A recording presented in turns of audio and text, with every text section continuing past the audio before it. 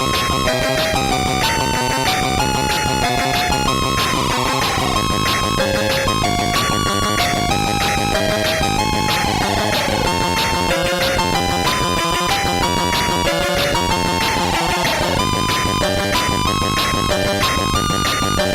there, I'm back from my holidays, so time to crack on with the Mastertronic game reviews once again. And the first game I'm going to look at is Pulse Warrior. Right then, here's the front cover.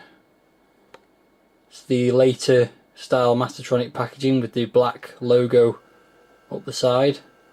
And quite a nice title there, Pulse Warrior. The protagonist of this game, based on the front cover, would appear to be Val Kilmer in a weird purple helmet.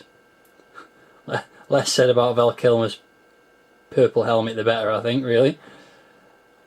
And the spine's the black spine with lots of writing on. And the back cover's got some screenshots. Looks like a space shoot 'em up, as you may have guessed from the title. Possibly a bit like Iridium, but we'll soon see. And defending the space platform also sounds a bit like Iridium, so we'll soon find out anyway.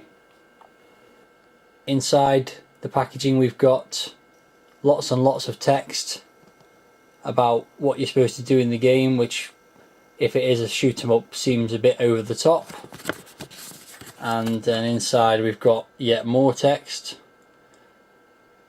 looking to be rather overcomplicated, and the controls and loading instructions, and then we've got also the controls briefly in the usual foreign languages, and that's your lot.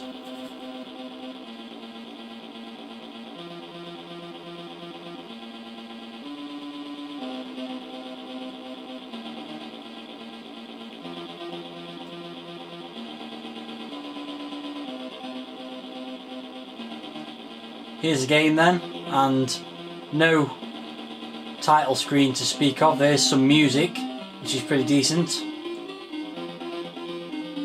but no title screen. There's got this strange white flashing bar across the top. I don't know if that's some kind of bug or what, but anyway, let's get the game started. Now it turns out it's not actually a shoot 'em up.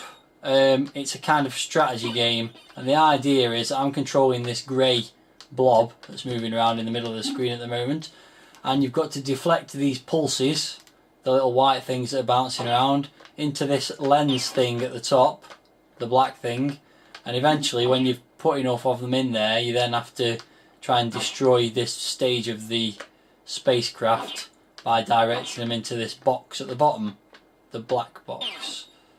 So as you can see, the pulses sometimes disappear into the black box, the black lens at the top, and they come out bigger like the one just has. Now it's gone back in there, and the idea is you've got to deflect them with this grey box thing, which is your spacecraft, I guess, and try and get them to hit the bottom thing, which is easier said than done. The graphics are quite nice. Not so sure about the brown spaceship, but as you'll see when we move on to a later stage, the colours do change. But the overall graphics look quite nice and spacey. There's a nice moving star field in the background. Right, let's try and get this directed into the right place now. No, don't go down there. Right, no. Yes, there we go. Right, so I've finished the first level. When you finish the first level, it all goes grey. Sort of an inverse whiz ball effect, I suppose you could say. All the colour gets drained out of it. And you move on to the next one, which, as you'll see, there's a sector map here, which moves you from stage to stage.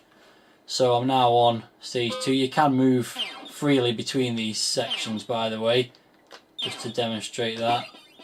I don't know what that thing is I just picked up, but I can move over to that one there. Not quite sure what all the different flashing colours mean.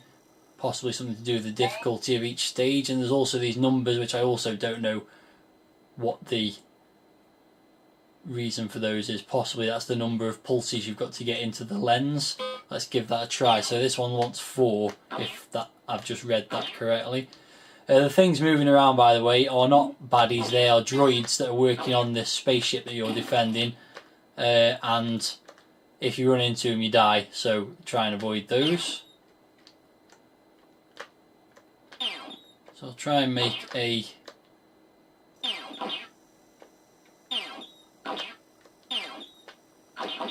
It's incredibly infuriating trying to get this stuff to go into the right place. Very hit and miss. Sometimes they vanish down the little corridors into the other sectors of the zone, or whatever you want to call them. I'm rubbish at these type of games.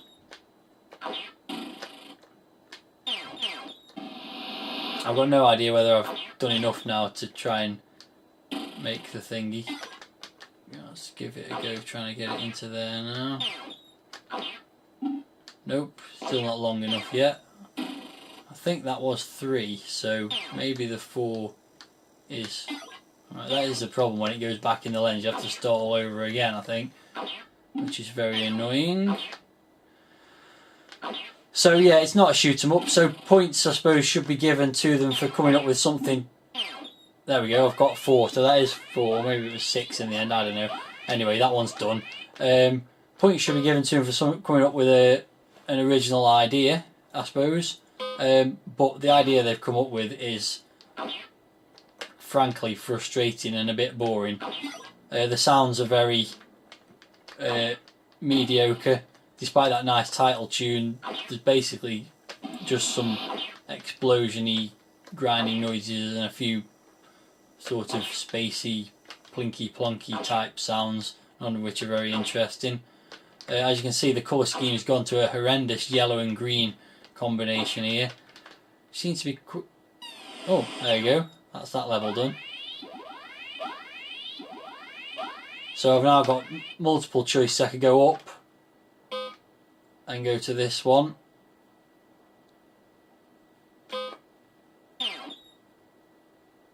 Or I could go back down.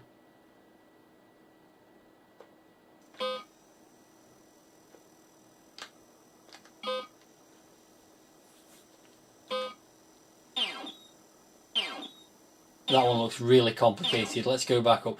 Yeah, this isn't going to last much longer. I say not the most interesting idea in the world, although it is quite original. At the moment, I wouldn't even say it's, they've got 5 lives. The chances of losing them are quite slim, given that the only thing that actually kills you is those robots, some of which don't appear on some of the stages.